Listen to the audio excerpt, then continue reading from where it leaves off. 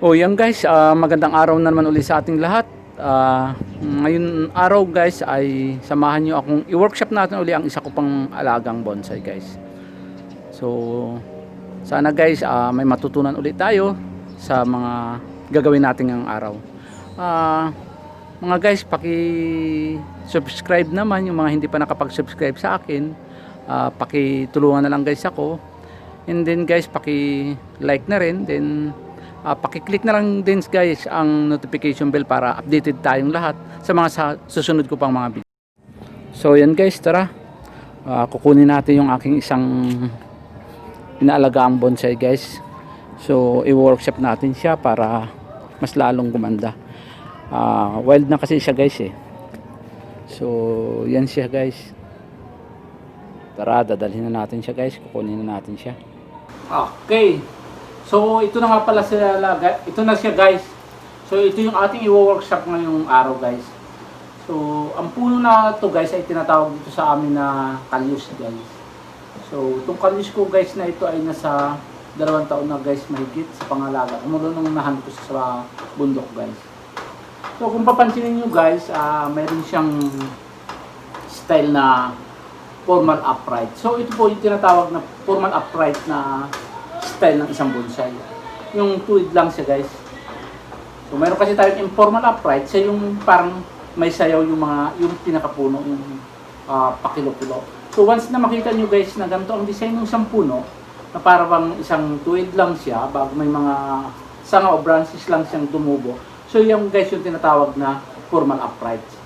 So kung mapapansin nyo guys siya, medyo wild na siya guys. So kailangan na talaga natin siyang i-wire dahil medyo malalaki na guys yung kanyang mga sanga.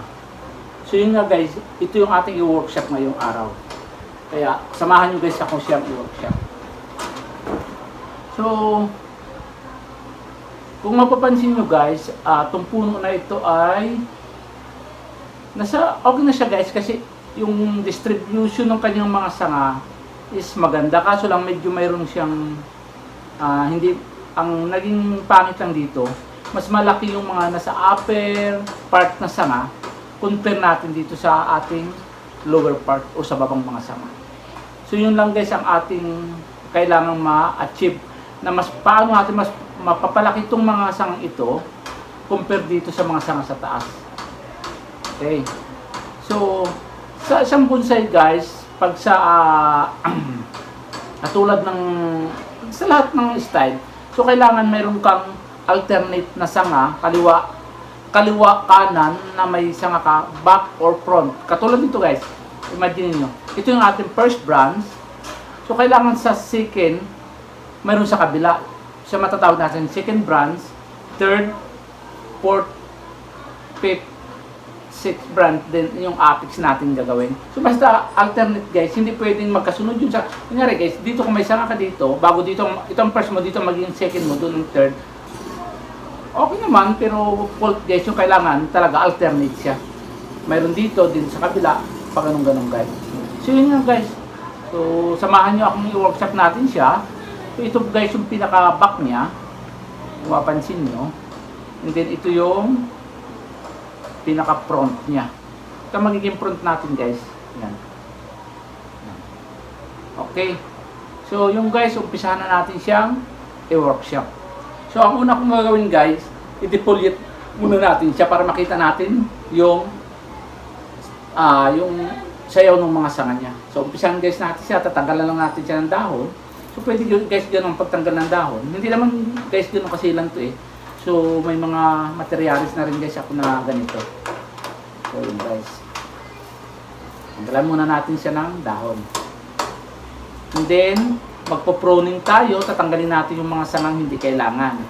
Pagkatapos, i-wire na natin siya guys.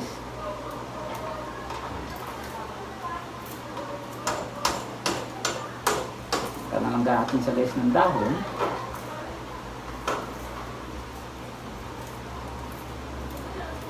Yung mga workshop guys natin, katulad guys nito, hindi na natin kailangan tong isang sanga na ito guys. Tanggalin na lang natin guys. So, para makita nyo. Yung mga workshop natin guys, siguro So, isang buwan, pwede ko nang i-update yung mga yun. Para sabi ko nga, yung mga nanonood o yung kasi mayroong kailangan, ang gusto kasi ninyo, di ba? Ina-update kayo sa mga wino-workshop namin, hindi yung pagkatapos namin pakita sa inyo, wala na, hindi nyo na alam kung ano nangyari, naging itsura ng puno, o ano nangyari sa puno. So kailangan ma-update kayo, di ba? Yan lang guys. Tanggalan lang natin siya ng dahon.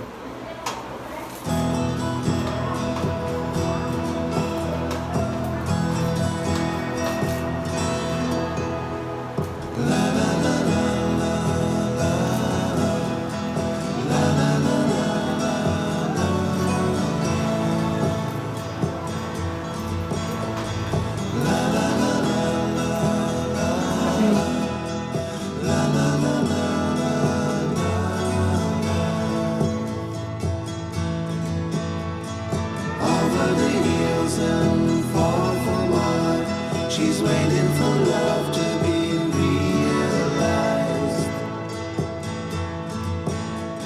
I'll send her my heart covered as a gift, and hope that you'll take it into her side. La la la la la la la la la la la.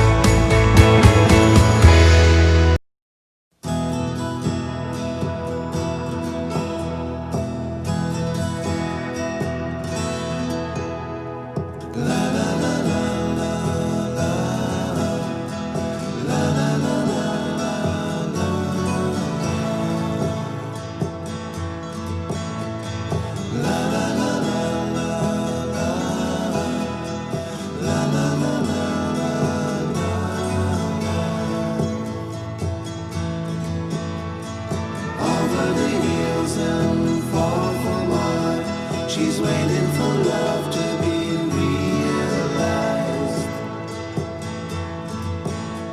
I'll send her my heart covered as a gift, and hope that you'll take it into her side.